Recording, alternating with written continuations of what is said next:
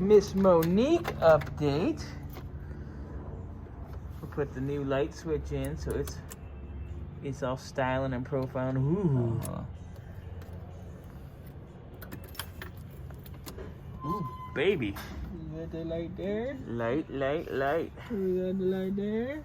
Put the new light switch in that doesn't work intermittently. Oh shit, he's on the phone. Way to go. I just fucked up Tom's phone call. Sorry. That's funny.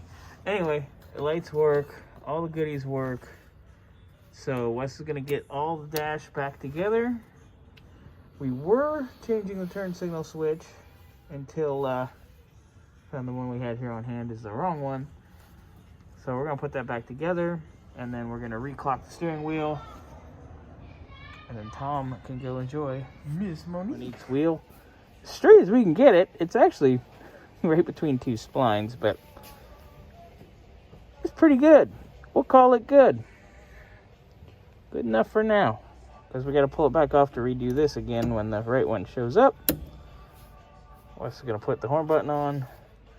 Right here, where the threaded part of the ball on the stud and the shank of the mirror, he'd be moving and it would drive and it would move. So